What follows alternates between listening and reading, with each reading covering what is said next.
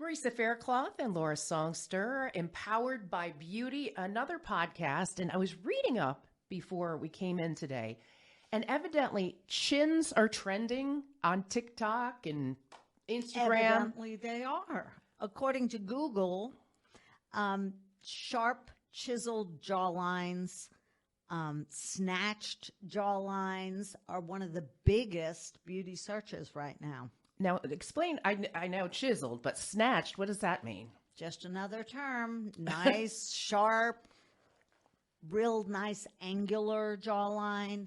None of us want anything that's floppy and fuzzy and blurry jawline. We want it to be sharp and crisp. And there's almost a exaggerated jawline. Like when you look at cartoon characters, all of the superheroes have this nice, sharp, chiseled jawline. And it's almost a sign of dominance and virility and being powerful. So I think that's what plays in. People want to look their best. They want to present well. And maybe you weren't born with that Tom Cruise jawline or Brad Pitt, and you would like to have that just a little bit more solid, a little bit more tight. We come to you for that. We sure do. There's a lot of things that we do. First of all, we'll assess your profile. We'll assess and see. There are certain measurements that are aesthetically pleasing. We want to make sure that you have a jawline that fits your face. If you're a woman, we don't want you to look like Brad Pitt. But if you're a man, we don't want to soften that. So we do have to respect natural anatomy. A man has a much more angular jawline, about a 90-degree angle. A woman's jawline has a little softer angle to it. But still, for both men and women, we want that to be crisp. And over time, everything blurs. Our tissue shifts, and all of a sudden we see these little jowls that our mom or our grandma had, and we're like, where did they come from? But our tissue up higher in our face tends to start drifting south, and then we end up getting an irregular jawline. We start getting an indentation here and a little bit of a pouch, and then the jawline just kind of fades away. So we start by assessing the fat, because sometimes it's just we have a little excess somewhere, and we can diminish that fat pad. So the good news is we create all the fat cells we're going to create by the time we're in puberty. That's it. You're done. So we don't make new fat cells. So if we have too many one place or another and we remove those are gone forever. There is not much that lasts forever. So if we can take care of that excess fat, that is a solution that lasts for the rest of eternity, or at least while you're on this side of eternity. So we start with that. We're going to look at, should we do something like cool sculpting? So cool sculpting freezes fat cells. And when fat cells are frozen and the cell lining freezes, then those cells die. And then our body just breaks them down, metabolizes them, flushes them out, and it's gone forever. Or you could consider an injectable option. So Kybella is an injectable, again, an Allergan product that we inject into that fat pad, and essentially it dissolves the fat. And then our body does the same thing. It breaks it down, flushes it away, and allows that fat pad that we have to diminish and be a little smoother and smaller. That's going to help improve the jawline. Or if we're doing Kybella, we can also do it for these little jowls, fat pads on along the jawline. Because I think we look at people like Lili Reinhardt, Heidi Klum, Scarlett Johansson, and they just look picture perfect. And I think if you aren't familiar with Restoration MedSpa's work, you particularly as a practitioner, you say, oh, well, it freezes the fat and it eliminates and it's a waste product and then it's gone. And I think that it sounds too good to be true for a lot of people, right? And I'm sure that you have a lot of people who are skeptical. They are.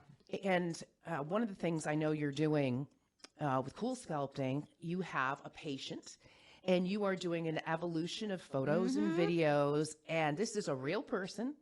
Yes, it is. And showing people who are cynical or think, oh, that sounds really great, but I don't know.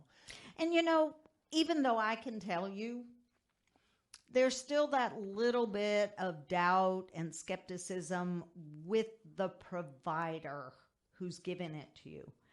You've got a lot more trust with somebody else, who's giving you their opinion. So you're right. We did choose a Cool Sculpting model. Her name's Kelly. And we gave her a treatment. And she came in. We videoed her. We talked about, why are you doing this? What are your concerns? What would make you want to do this? And she bared all of these things to us, both emotionally and physically, showed us her flaws, and we treated those. But by doing that, it gave other people the ability to kind of see behind the scenes what her progression was, how long it took her. We've just chosen another model, a man. Excellent. So we're going to do the same thing with him. Both of them actually chose to do their body, so they're not doing the chin area. But of course, there are things that we offer that sometimes sound way too good to be true. And that's why if you're choosing a provider and you're choosing a practice, you don't need to just trust what they tell you. You need to look at before and after photos and not stock photos. Don't look at photos that they gave you off of a brochure. You want to see that person's work, because what they can accomplish is based on their skill set, not what the brochure says. So, we offer a lot of photos to show you the patients that we've treated and give you the opportunity to look at other things and to see for yourself. Now, let's say someone's in her 50s and I have these fat pads and I come to you. First of all, I wouldn't know what to call them. I'd call them, I have my grandma's face now.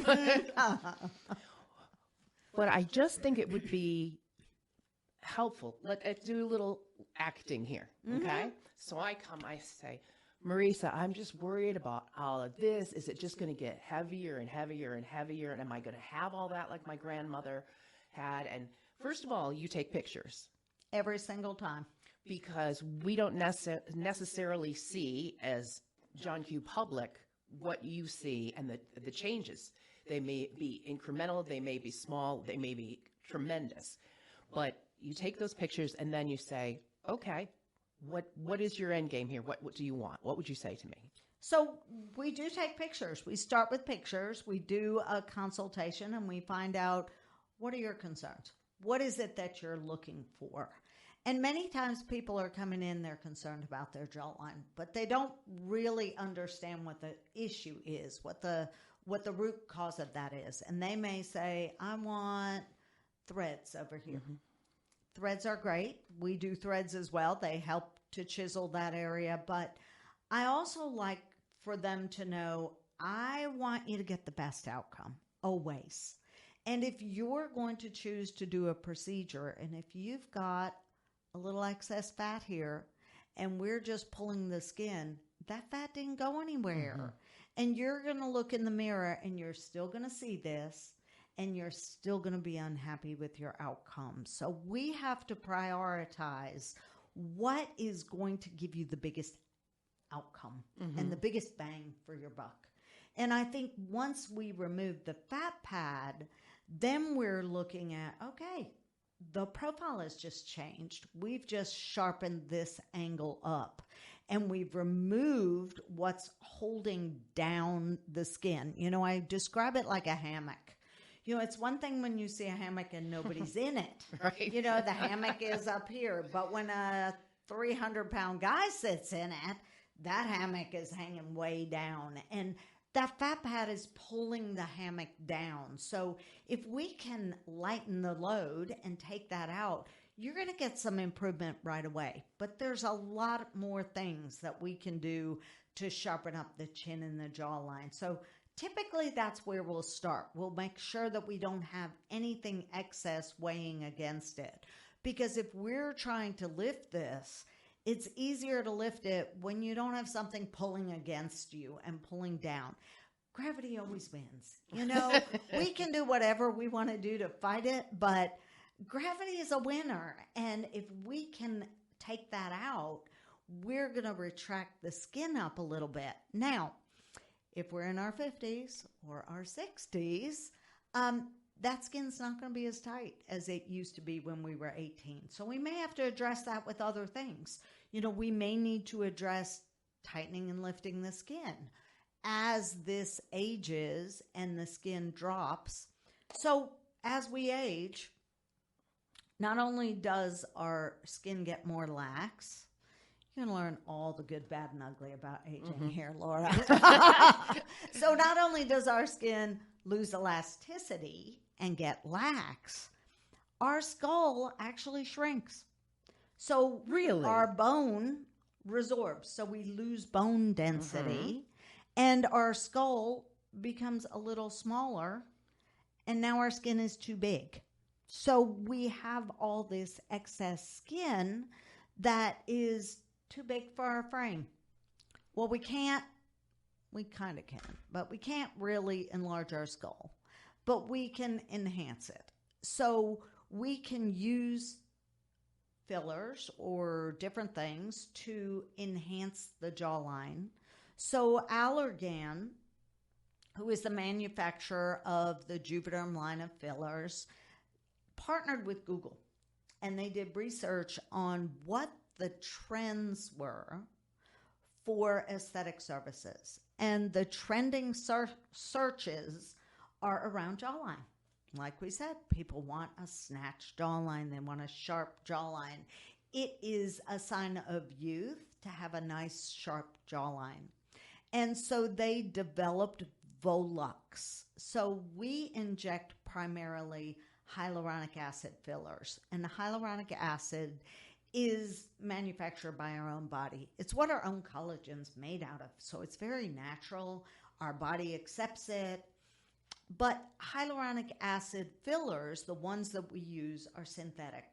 So they created a hyaluronic acid filler that has more density than most of the fillers that we use. So it is the only hyaluronic acid filler approved for jawline use. So when we inject it, it's soft and pliable and moldable, and we'll inject it along the jawline. So if we have a little excess skin here, we might put a little in the chin, we might put some back here and kind of stretch out that jawline by filling in some of that extra skin. But that filler becomes firmer.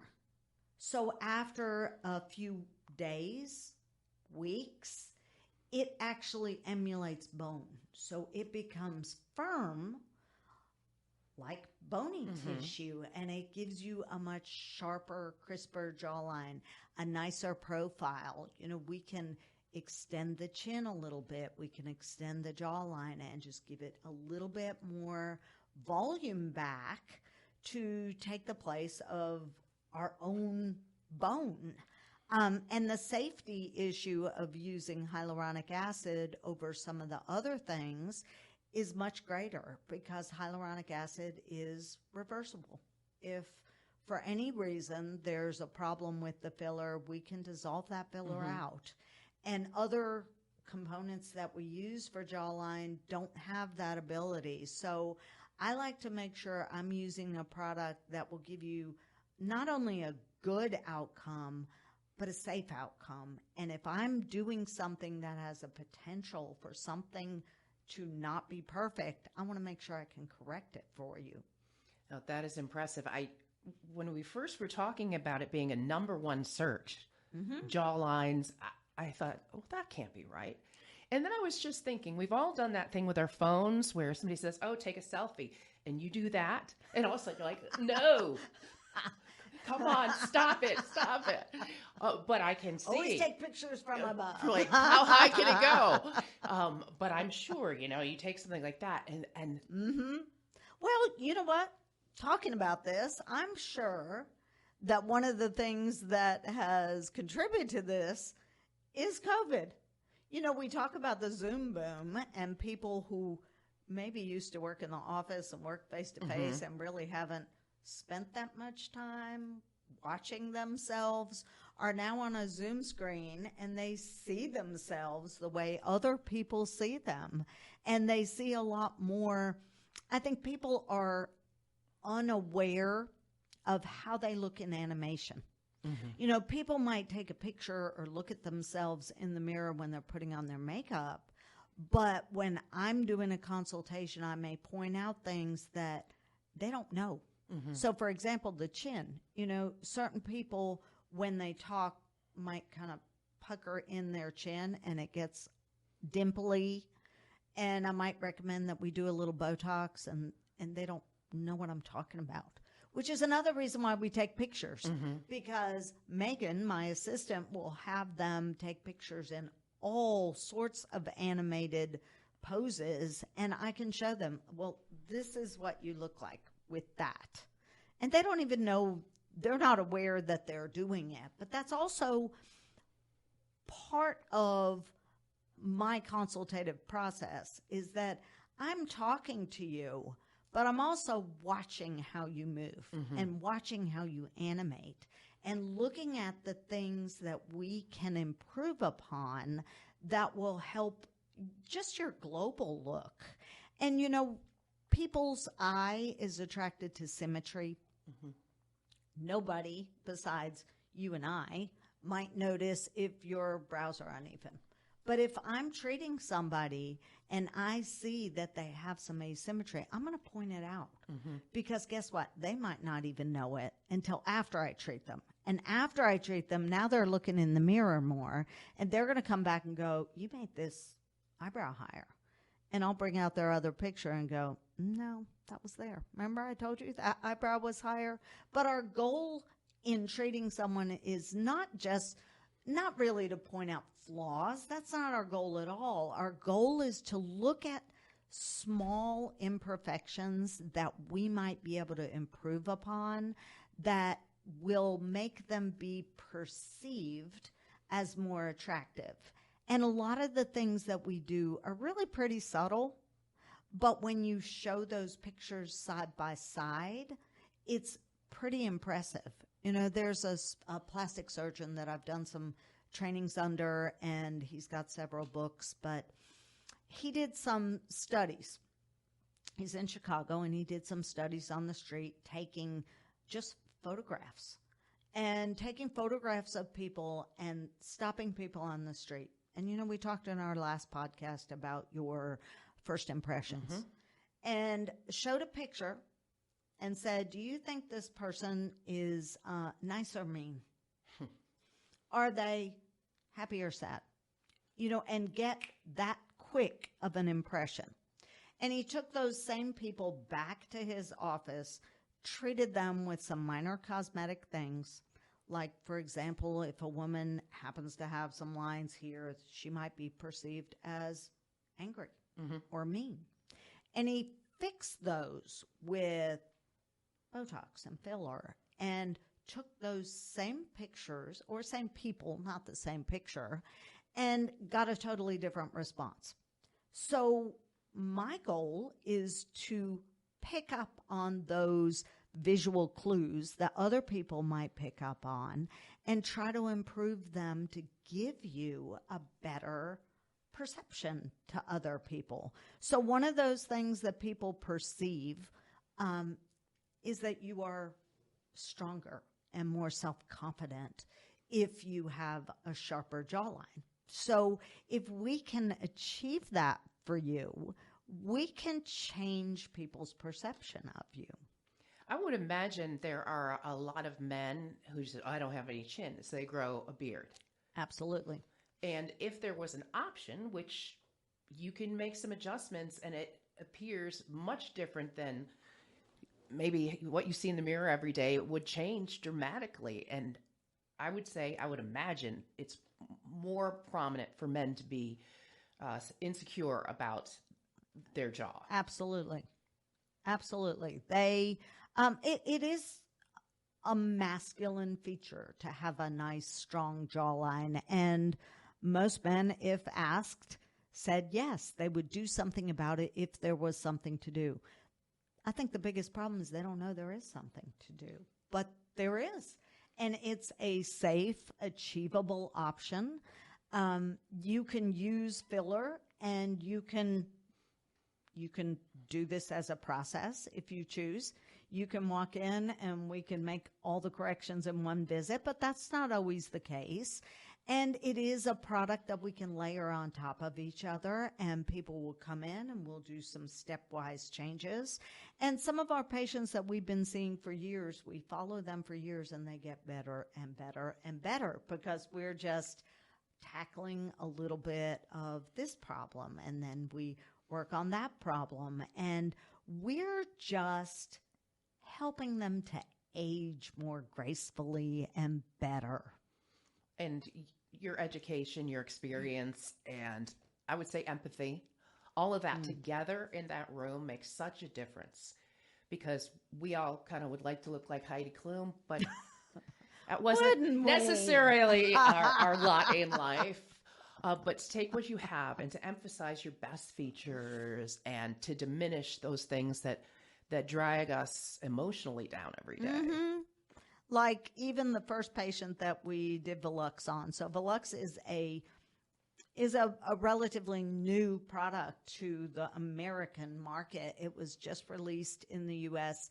in January. Now, I am an Allergan trainer, so I train other practices. And as a trainer, I was able to get my hands on Volux and be trained on Volux last year. And we were trained by all kinds of experts from all over the world because nobody in the U.S. had touched it. So we were trained by people who had had the ability to have this product in their hands for many years. And so they were able to tell us the do's and don'ts and the things that they learned and what they could do. But we were seeking out a few people to try this product on just to gain some experience using it and to see how people reacted.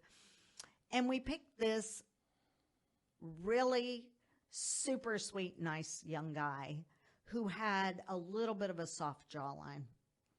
And I asked him, if I were to give you some product and treat your jawline, would you be willing to let me do that? And he was like, absolutely. So we brought him in. We treated Bradley. We did, I think probably 2 syringes his first visit.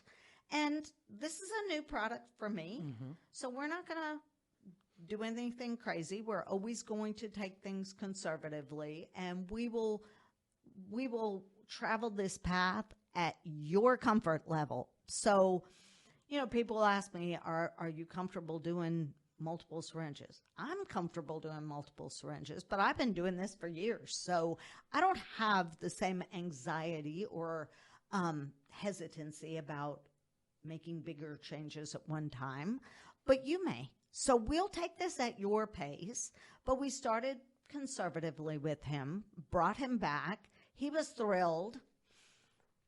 I looked at him and I said, I think that's better, but I think we can get a lot more. Let's do some more. Well, we were giving him the product. He was thrilled. We added more. We got a really nice outcome. And my assistant, Megan, handed him the mirror. And he just started giggling and just laughing. And Megan was like, uh-oh, is this okay? And he's like, I don't even know what to say. I never thought that I would have this. I am so excited. It was priceless. But that's something that always bothered him. And he thought that there was never a solution. And why would you not do that? That's life-changing. And the product is such a revolutionary product, but not only is it a revolutionary product, it has a great longevity. And we have only had it for a couple of months, so we don't know personally from experience how long this product is going to last. But based on people who have had it in their hands for years, they're saying that this product lasts for 4 years or more. Really? So maybe it does take you 2 or 3 or 4 syringes to do that. If you're using a product that has that kind of longevity, okay, so we start with 2. Come back in 6 months when you can afford it again. We'll layer that on top. But once we get the correction that you're happy with, then it's just a matter of maintenance. It just means that once every couple of years we put a little bit more in there and we maintain that. But that's a tremendous outcome to really change somebody's self-esteem and how they feel. That may be with the product. Maybe the difference between men and women, because you talk about Bradley and he giggles. I think for women, it would be probably a tear. Yes. Like, this has bothered me for so long, and I thought I was just stuck with it or without it in this case. Absolutely. And here it is for me. We bring up Bradley and Brad Pitt with the great jaw. And it was interesting. Some people at your front desk didn't know who he was. Yes. Are we really that old? Apparently we are, but we're well preserved. It's okay. No, 2 of the young ladies at the front desk, when we were talking about jawlines and what a great jawline Brad Pitt had, they didn't know who he was. Their loss. That's true. That's absolutely true. I'm sure they have their own people that they could relate to, but no, they're too young for Brad Pitt. Now, let's say, for the male client, how would you tell maybe even a spouse, a loved one who said, my husband's always worried about his jaw. How do you approach that with, let's say, alpha male? How's that approach go? To be honest with you, not to be negative that our female patients, our women patients are difficult. I don't mean it that way, but they're quite educated. Women read beauty magazines. They talk to their girlfriends. They come in very often telling me what they want. They already know. Men have no idea that any of this even exists, but they are definitely much, I'm not going to say easier. I would say they are much more willing. They either decide, yes, this is something I want, or no, I'm not interested in that. But if you can present a solution to something that's bothering them and it's within their budget, they're very willing to do it. But it's so amazing to me when you talk to them, they have no idea that any of this exists. It's not that they don't have the same insecurities that we do. They do. They just don't even know that they can seek out something. So, it is a different market. And I think a lot of times the men that come in here do come from their wives or spouses or girlfriends. But I do think that the younger generation is much more open. And I think part of it, Botox has been around 20 years. You and I have been around longer than that. So we have experienced the negative part of Botox. So, when Botox first came out, we weren't as good as we are now as an industry. And I'm sure there was a lot of people walking around that looked a little bit freaky. And we have definitely learned a lot more techniques, a lot more finesse. We are better practitioners as overall, in general. And so we've seen that. You and I both had friends, I can say, that you've looked at and went, oh my gosh, what did they always surprised looking? What did they do? Hopefully there's less of that now. And I think the younger generation, like my assistant Megan and these girls at the front desk, are barely over 20. Botox has been around their entire lifetime. This is a common household word for them. So it it isn't something that they have to overcome. And I also think this generation talks about these things where we would keep it on the down low. Absolutely. And now it's like, yeah, I do that. I do that. Absolutely. They have absolutely no problem treating themselves and doing things. It is different for people a little bit older. It's a different journey for them. You have to give them permission to treat themselves. And I think women that have had kids and they're caretakers for their parents really feel guilty about taking care of themselves. Sure. They do. And we shouldn't ever do that. We're No, empowered by beauty. We are empowered by beauty, and you are worth it. Everybody is worth it to make sure they feel good and to overcome those things that make them feel insecure. We have so many great options now. Marisa Faircloth, I'm Lora Songster, Restoration MedSpa, empowered by beauty. We can't wait for our next podcast where we dig into something else that will be educational and maybe something you want to have done. And you just never know what we'll bring up from here, do you? No. It's been great.